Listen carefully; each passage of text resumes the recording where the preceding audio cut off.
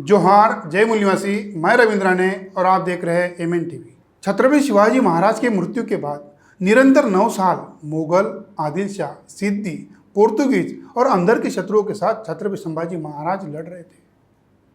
छत्रपति संभाजी महाराज ने मुगल सल्तनत को दस्तूर खुद औरंगजेब को हैरान कर दिया था। औरंगजेब ने अपना ताज पहनना भूल गया था।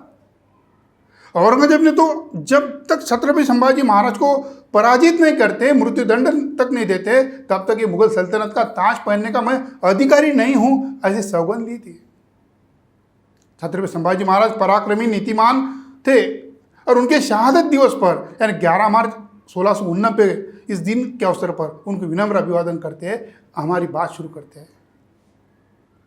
छत्रपति संभाजी महाराज ने छत्रपति शिवाजी महाराज के स्वराज का रक्षण करने के लिए अपना सर्वस्व न्यौछावर कर दिया था।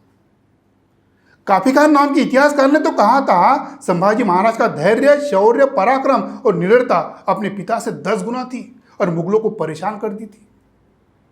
छत्रपति संभाजी महाराज का कर्तृत्व केवल महाराष्ट्र तक सीमित नहीं था, बल्कि संभाजी महाराज ने उम्र के 8 साल में राजा जयसिंह के छावनी में जाकर अपनी निडरतापूर्वक प्रवृत्ति का दर्शन दिया था। उम्र के 15वें साल में गुजरात की मुहिम सफल की थी। संभाजी महाराज पराक्रमी, दिखने में सुंदर और बुद्धिमान राजपुत्र थे। संभाजी महाराज के युद्ध मैदान पर शौर्य सभी जानते हैं, मगर उस युद्ध का कौशल्य, उसकी रणनीति, उसकी कूटनीति, उसका प्रशासन वे संभालते थे। वासी बेंद्रे इतिहासकार कहते हैं, शत्रु का शत्रु वो अपना मित्र। इस रणनीति के तहत संभाजी महाराज ने पोर्तुगीज और सिद्दी इनको हराने के लिए अरबों के साथ मित्रता की। 28 अक्टूबर 1685 को इंग्लैंड से भारत के जो अंग्रेज थे उनको खत लिखकर कहा था, संभाजी महाराज के साथ मित्रता करने का मशवरा दिया था, क्योंकि संभाजी महाराज अत्यंत शूर, मैत्री करने योग्यता के थे।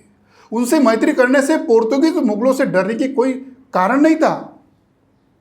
छत्रपति संभाजी महाराज ने अपने गढ़ किलों में रह के या राजधानी में के सिंहासन पर बैठकर अपना राज्यकाल नहीं चलाया, बल्कि युद्ध मैदान पर स्वयं रहते थे। गोवा को अपने स्वराज में लाने का प्रयास किया था। औरंगजेब को दक्कन में यानी दक्षिण भारत में अटका कर रखा था और औरंगजेब का शाहजादा अकबर को ईरान भेजने के लिए औरंगजेब को विवश करके दिल्ली के तख्त पर विराजमान होने का प्लान बनाया था। मगर अपने ही गद्दारों की वजह से छत्रपति संभाजी महाराज को संगमेश्वर, रत्नागिरी, महाराष्ट्र में औरंगजेब को धोखे से पकड़ा दिया था। छत्रपति संभाजी महाराज को अपनी प्रजा पर कोई अन्याय करता था, उसको न्याय देते थे। अकाल पड़े तो उनकी सेवा करता था, सहायता करते थे। छत्रपति शिवाजी महाराज ने उन्हें दूसरे स्त्री का माता जैसा सम्मान देने का सिखाया था, और वही सम्मान छत्रपति संभाजी महाराज अपने राज्य या दूसरे राज्य और अन्य धर्म की महिलाओं के साथ सम्मान देते थे। अपनी पत्नी येसुबाई को राज्य चलाने का सर्वाधिकार दिया था। अपनी सौतेली माँ उनके बेटे राजाराम महाराज को स्नेहपूर्वक पालन पोषण करते थे। युद्ध मैदान में उनकी जैसी तलवार चलती थी, वैसे उनके ज्ञान क्षेत्र में यानी साहित्य निर्माण क्षेत्र में भी योगदान था। संभाजी महाराज संस्कृत, हिंदी, मराठी सहित 14 भाषा के पंडित थे। उन्होंने बुद्धभूषण नाम का ग्रंथ संस्कृत में लिखा। यह ग्रंथ उन्होंने अपने पिता छत्रपति शिवाजी महाराज को अर्पण किया। इस ग्रंथ में उन्होंने कहा, कृष्ण और बुद्ध के अवतार खत्म होने के बाद इस देश में स्वराज लाने के लिए छत्रपति शिवाजी महाराज का अवतार हुआ है। वे संस्कृत भाषा के पंडित थे। नखशिख, नायिका भेद, 7 सप्तक, ये 3 ग्रंथों की निर्मित की। एक हाथ में तलवार, दूसरे हाथ में कलम रखने वाले वो राजा थे। छत्रपति संभाजी महाराज की लड़ाई स्वराज की लड़ाई थी। मुगल, आदिल शाह, सिद्दी, पोर्तुगीज इनके विरोध की लड़ाई धार्मिक की लड़ाई नहीं थी, बल्कि राजनीतिक लड़ाई थी। दिलेर खान का भाई मिर्बत खान तो उनका मित्र था।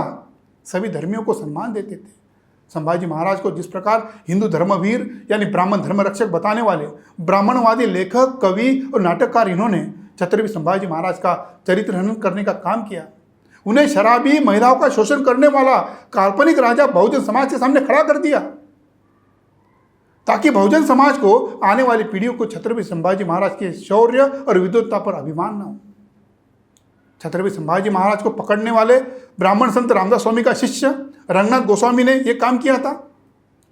जब छत्रपति संभाजी महाराज की सवारी संगमेश्वर, रत्नागिरी में थी, तब एक रंगनाथ स्वामी साथ में था और रंगनाथ स्वामी वहां से चला गया था। कुछ कहेंगे ये बात सच नहीं है, रंगनाथ गोस्वामी को औरंगजेब ने क्यों नहीं पकड़ा? और छत्रपति संभाजी महाराज की हत्या करने के बाद, उसे पकड़ देने के बाद उसके पीछे मनुस्मृति का कानून लागू था। एक शूद्र राजा शस्त्र और शास्त्र धारण करने का अधिकार नहीं था, यह संदेश ब्राह्मणी व्यवस्था दे रही थी। जब छत्रपति संभाजी महाराज की हत्या होने के बाद महाराष्ट्र में यानी खासकर पुणे में मुगल राज लगना चाहिए था, मगर महाराष्ट्र में पेशवा राज लागू हुआ। बाबा साहेब डॉक्टर अंबेडकर जीवन और चिंतन पार्ट 1 इस किताब में चांगदेव खरमोड़े ने लिखा है। चांगदेव खरमोड़े कहते हैं, कोलंबिया विश्वविद्यालय का यह नियम होता है कि हर छात्र को अपने विषय को किसी जटिल प्रश्न की खोजपूर्ण दृष्टि से विचार कर निबंध लिखना होता है। भीमराव ने छत्रपति संभाजी महाराज के काल में महाराष्ट्र की सामाजिक स्थिति किस प्रकार की थी, इस विषय पर खोजपूर्ण लिखने का बात सोचकर रखी थी। उन्होंने संभाजी महाराज पर सैकड़ों किताबें पढ़ी थी, मगर उन्होंने यह विचार बदल दिया। संभाजी महाराज के बारे में डॉक्टर भीमराव अंबेडकर जी के मन में कई दिनों तक इस विषय पर विचार था और उन्होंने लिखा भी था। वास्तव में यह सारा इतिहास प्रकाशित नहीं हो सका। डॉक्टर अंबेडकर अपना राष्ट्रव्यापी जन आंदोलन खड़ा करने के लिए छत्रपति शिवाजी महाराज को आदर्श मानते थे, वैसे छत्रपति संभाजी महाराज को भी आदर्श मानते थे। और छत्रपति संभाजी महाराज का यह चरित्र जागतिक स्तर पर पहुंचाने का काम होता था तो उनका इतिहास आज के बहुजनवादी लेखक और बहुजनवादी कार्यकर्ताओं के सामने आता था, ताकि ब्राह्मणवादी लेखकों को छत्रपति संभाजी महाराज के चरित्र हनन करने की हिम्मत नहीं होती थी। जय जिजाऊ, जय शिवराय, जय शंभू, धन्यवाद।